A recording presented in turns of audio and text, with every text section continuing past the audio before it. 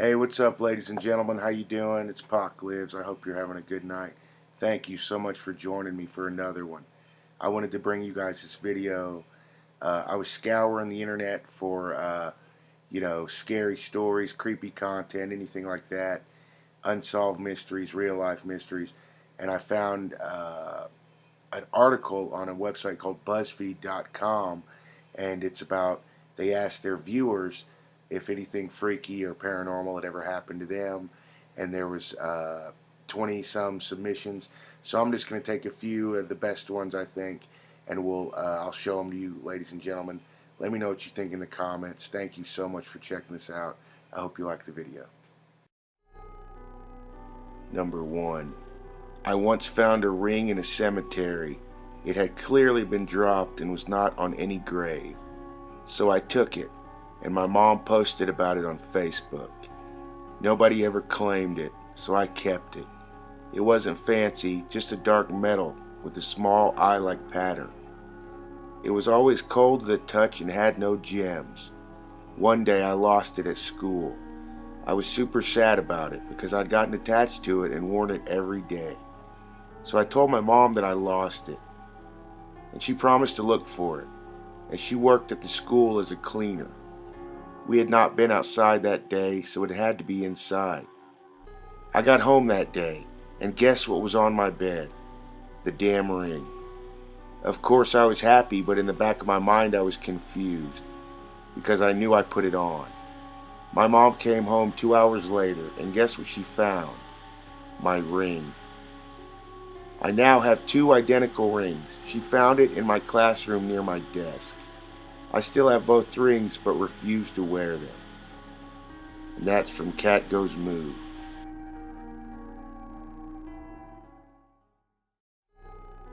Number 2. When I was 5, I was playing in my room while my mom was cooking dinner downstairs. My toys were always on a high shelf that I couldn't reach alone, so I needed my mom to get them for me. I shouted down to her to get me one of my toys, but she said I had to wait a little until she could come upstairs. I waited like 5 minutes before I decided to try to get it myself.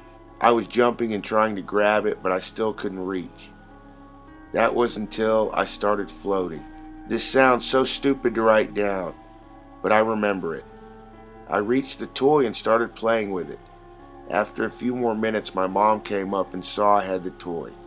She asked me how I managed to reach it, and I told her I floated.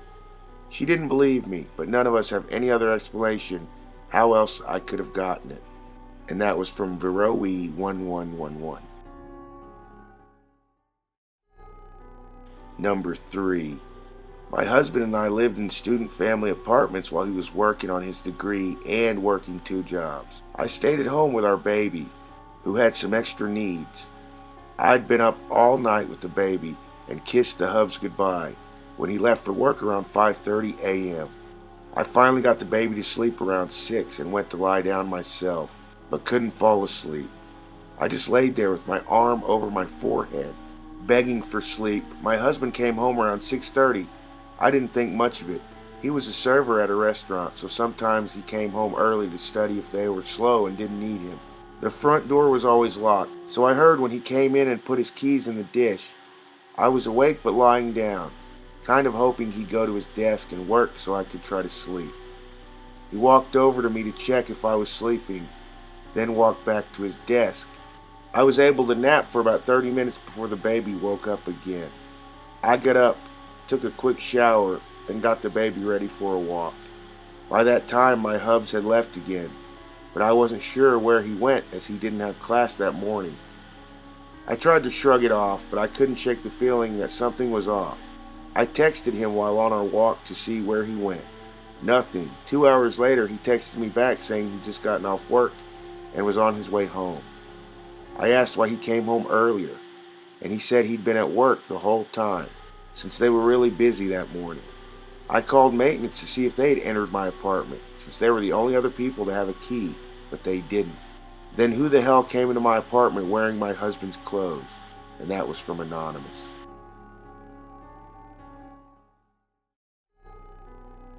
Number 4. One evening I was at home sitting on the couch with my daughter. We were watching TV when out of nowhere I felt a tap, tap, tap on my shoulder. My daughter was far enough away that it couldn't have been her. I looked around immediately but saw no one. Sitting a few yards away was my now ex-wife on the computer. As I looked over, I saw her exit her page. Clear the cache, then clear the internet history. There are a few reasons to do this, but they're all primarily to hide what you've been doing. It aroused my suspicions enough that I began putting a little more scrutiny into her computer time.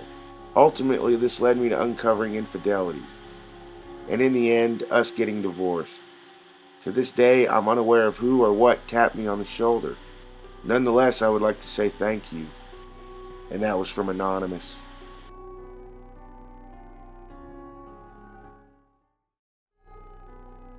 Number 5. When I was 11, I was in Sunday school at my church, and one of the church ladies was showing us her slides from her visit to the Holy Land. The pictures were really nice, lots of scenery, and shots of the famous sites. Then there was a slide of these people at the Mount of Olives. Everybody gasped and turned to look at me, including the church lady who took these pictures. One of the girls in that slide looked exactly like me, even down to the clothes she was wearing. I was wearing the exact same clothes right then. Since this was a fundamental Baptist church, everyone was looking at me in absolute horror. One of the kids mentioned something about a doppelganger. Others were asking me why I didn't tell them I had went over there with the church lady. And the church ladies were looking back and forth between me and the slide as if I was a demon. It was really terrifying. I had to explain that that was not me and that I didn't even know what a doppelganger was. I tried to use logic and explain that of course there's going to be strangers who look alike, even though that didn't explain how we were wearing the same clothes. The kids moved on with their lives, but not the church ladies. They were never nice to me again. And not long after that, the leaders of the church found a way to kick me out of it. I guess they never read the part in the Bible about the Lord working in mysterious ways. And that was from user CLR2C.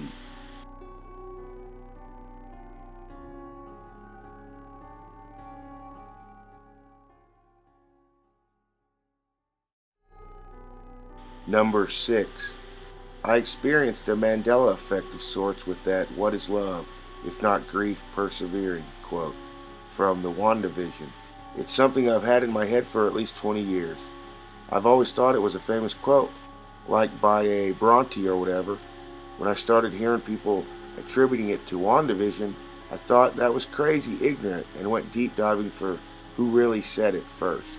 Apparently, it really was WandaVision. It's super effed. I swear to God I read that somewhere back in high school. And that was from user LexiV.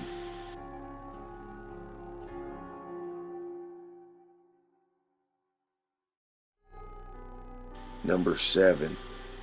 My maternal grandmother wore 3 diamond rings, given to her by my grandfather.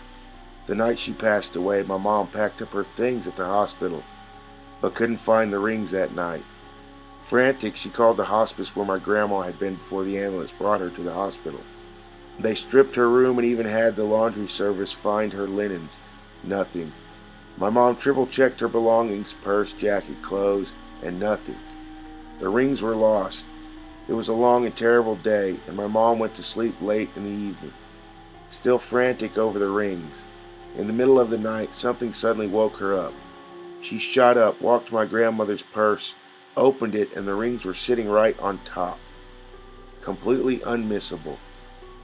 We like to say my grandmother kept them for one more night before giving them back to my grandpa. And that was from user Ray Lewis Blocker. Number 8. A few years ago, my dog passed away. 3 or 4 days later, we had a friend come in from out of town to stay with us. He had his 3-year-old son with him who had never been to our house before, never knew we had a dog, etc. We were all sitting at the table eating dinner when the kid looked under the table and very casually said, "I don't like your ghost dog." We all froze and were like, "What did you say?" He repeated, "I don't like your ghost dog." He was looking at exactly the spot she normally would have been, laying under the table while we were eating dinner. It actually felt really comforting to think she might still be there with us. And that was from user Natasha B24.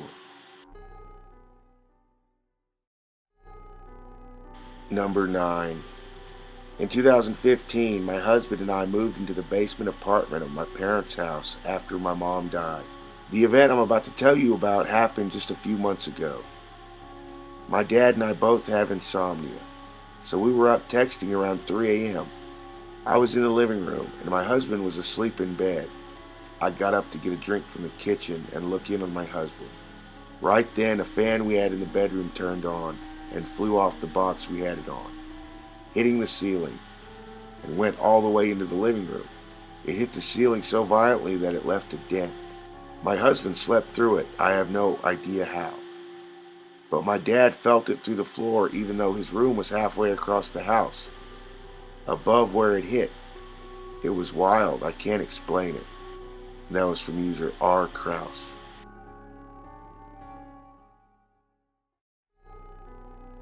Number 10. One time my friend and I were walking through Blockbuster, tells you how old this story is, talking about what movie we were going to get. A couple walked by us as I was talking, and the man suddenly said my name. Just my name, nothing else at first. I turned, expecting to see someone I knew, but instead we just stared at each other blankly for several seconds before he said, "I recognize your voice and I knew your name, but I have no idea who you are." We then proceeded to spend the next 20-30 minutes going through every school, neighborhood, workplace, boyfriend, girlfriend, friend, and vague acquaintance we could come up with and could never find the connection. As far as we could tell, me and this man had never once encountered each other until that day. My friends continue to joke that this man is my husband in either a parallel universe or in a past life. And that's from user S4's Grin 1.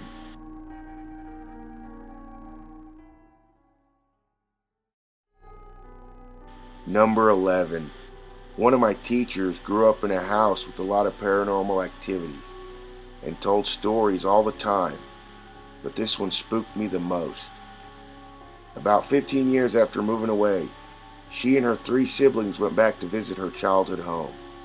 The house was a little ways out of town, but when they went back, the road that led them home, it wasn't there. It looked like it never even existed. They shrugged it off and drove down there anyway, only to find the house gone as well. There wasn't anything to suggest the house had been there at all. No foundation stones, no cement, nothing.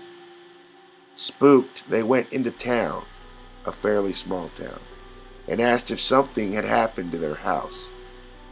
Everyone looked at them like they were nuts and said, "There's never been a house down there." They still have no idea what happened. And that was from the user TutorGirl21. Number 12. Growing up in the late 1980s, I was a latchkey kid and kept losing my house key. My parents had to change the locks at least 5 times that I can remember. The last time they changed the locks, I was around 11, and they told me I'd be grounded if I lost my next house key. My mom put the house key on a long piece of nylon rope necklace that I'd worn every day for months. One day while I was riding the bus home from school, it just disappeared into thin air from my neck. I was always fiddling with it, but never took it off. I had my back against the seat, so no one could have taken it off me. I remember looking around everywhere on the bus for it, and no one had admitted to seeing it. When I got home, I asked my next door neighbor that was around my age to help me break into my house. Apparently a second-story window was unlocked, so he used his dad's ladder to get up to that window and let me in. I left the window unlocked and would crawl through it every school day for the next 3 or 4 months. Instead of telling my parents, I lost another house key and getting in trouble. One Saturday, I woke up to my ceiling fan spinning. That was weird because it was autumn and no longer hot, so I hadn't turned it on. Then I noticed something hanging on the ceiling fan knob on my wall. It was my house key, still on the rope, dangling like someone had just put it there. I confronted my parents about it and they had no knowledge of how it got there. They had no idea it had even been lost. The whole situation was very weird. I have no idea how my key just vanished to reappear months later. It apparently had a profound effect on me, because in 35 years I've never lost another set of keys, and that was from the user Anonymous.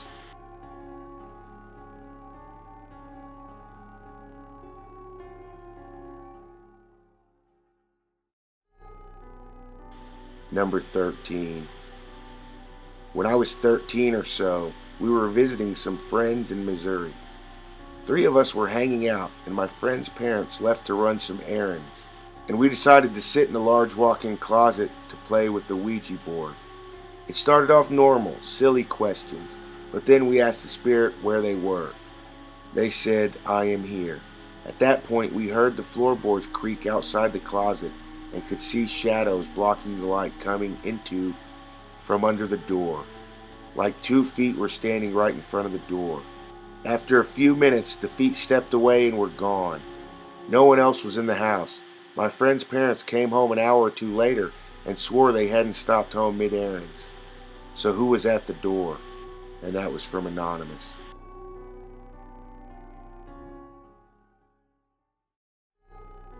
So what do you think? Do these stories have really happened like they were described? Or is it just a case of your mind playing tricks on you? Please let me know what you think in the comments. And if you have your own paranormal story you would like to share with us here, leave it in the comments. And if we get enough, I will do another video on them. Thank you so much to all the subscribers. Thank you to all the Patreon patrons. I love you guys. I'll see you later.